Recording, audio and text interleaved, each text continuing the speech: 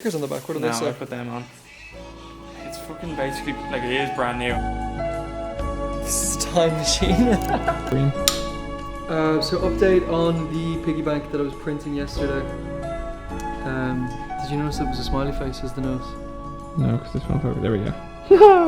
It looks like those old potato waffles you could buy. I remember those actually. Yes. As I was leaving the office yesterday at like 8:30, I checked on it and it seemed to be going perfectly. I was actually kind of blown away because I'd only spent like 20 minutes or so calibrating it. And when it's not perfectly calibrated, this is what you end up with. So I was showing you earlier, Connor, but once it gets to the overhang, so all of this is kind of under stuff, so it's easy for the printer to just print straight down on top. Once it gets to the overhang here, that's when it really starts to struggle. And I think what happens then is it starts pushing the filament around and it creates a mess on the board. Now, if you come with me this way, I've actually, believe it or not, for a couple of different reasons, been daily vlogging for the last 5 days. Oh really? Yeah. Yeah, the Casey Neistat coffee sequence that everybody does in their first daily vlog. On Where are these? Why haven't I seen these? YouTube. Are they on YouTube? I haven't promoted them at all. You're the Well, first person I've told in I real still life. follow there. I still subscribe to you, so I'm surprised I haven't seen Yeah. them.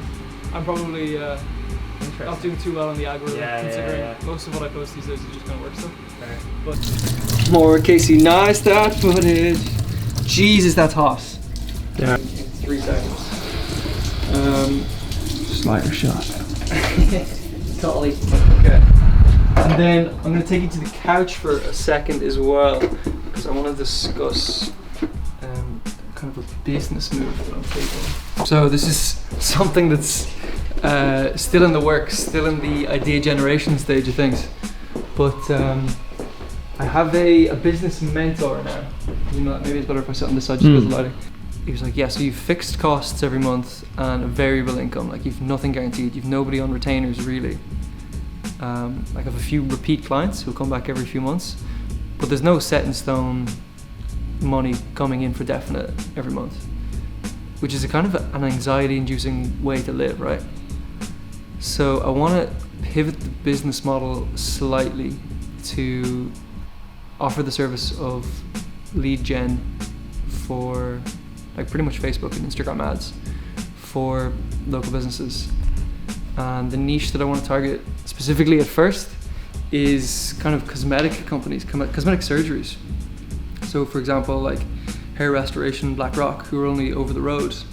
I did some videos with them before, and Wednesday of last week I reached out to them and said, hey look, I'm thinking of doing this.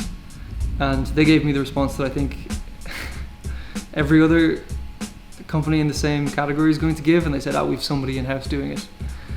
And what I wanted to write back and say is, yeah, but I'm going to do it better. I didn't say that because I didn't want to be a cunt. I wrote back and said, oh, that's great. Like, hair restoration surgery in that Blackrock clinic is like 18 grand or something. So if I was to bring them 5 clients, 5 customers for a month of running ads, even if they're just leads and not converted leads, that's worth so much to them, and they said they have somebody in there doing Facebook ads. I found the guy on LinkedIn. Shout out to you if you're listening to this, but I don't know if he's doing a great job, so that's why I want to, I suppose, just hit back at them again. But I think before I do, I need to really have a plan in place, because at the minute, as I say, it's still in the lead generation, idea generation stage. But yeah, kind of what do you think of the business model that we have? Like, I think you've got probably more clients on a guaranteed retainer monthly. Business model wise, I've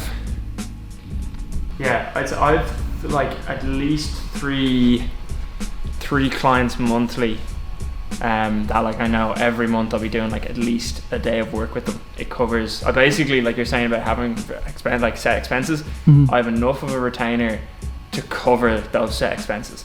So I have like three clients that cover all my expenses. Anything after that is either profit or like new gear, stuff like that, which to be honest, up until now it's like I've seen profit, but I've always just like reinvested it. Like I've basically reinvested like everything in new cameras or whatever. I have no savings. Yeah. Well, I have a little bit of savings from before I went freelance, which I kind of haven't touched. It's my like like Emergency. nuclear option. Like it's yeah. like, okay, we raid the credit union. Like, so, and I've got assets like, you know, my car I could sell and my van, stuff like that. Cameras. And the cameras, exactly. So I'm not like proper worried about any of that stuff. But yeah, I think the retainer model is really good. The only thing is, you know, I think the beauty of freelance is this kind of like wild variety and the ability to just like not work for a month if you've got enough clients 1 month, you know, to not work the next month and just like go do whatever, like the trip we're planning for like the 24th of May. If all of a sudden we're like, actually I'm not coming back for 3 weeks, like grand. Where it's like I at least have to now come back for like at least 3 days. I hear you. To like at least gather the content. And then of course I can edit on the go and stuff. Sure. But it just means that like, you know, it's not you at a certain point when The you have workaround so for many that too retainers. is you could, I might not be that profitable, but you could also pay somebody who you know would do a good job in Dublin to go and 100%. Yeah, but then you kind of need bigger clients where, you know, I suppose, yeah, if you charge enough for the edit and the shoot isn't too expensive or whatever, grand. But I would normally charge more for the shoot than for the editing. Yeah. Right. So I'd nearly do it the other way around, where I'll come back and shoot and then hand it off to an editor. But yeah, I don't know. I think it's just a certain point, if you have enough retainers, it becomes a full-time job, not freelance. I hear you. know. I hear you. But yeah, I don't know. It's tough because it is very stressful not knowing like kind of when your next paycheck is coming, and like someone sends you an email for work and you're like, oh yeah, deadly, and then nothing comes through, but you're like, fuck's sake. But yeah, I don't know. That's kind of the thought. Now, I do like the idea of the retainers, especially if you have good clients and stuff. Yeah, just building that relationship. I think nearly, rather than retainers, maybe just like you said, really strong brand relationships is really good. So knowing that, okay, not every month, but like if they ever need stuff, they're going to come to you. I think it's kind of the best way to go about it. And with the retainers that you have, are they on fixed, like let's say 3-month contract, or is it just kind of we're going to do this until we don't want to do it? Some of them are like fixed. Most of them are kind of indefinite, like until this kind of like project or series is over, which kind of has no end date. They'll kind of keep it going essentially. Yeah. But yeah, I don't know. It's tough one. Yeah. It's a tough one. There you have it, folks. That has been today's video. I'm heading on a music video shoot for the next 3 days, so uploads will be coming. They won't be highly edited. So yeah, see you tomorrow.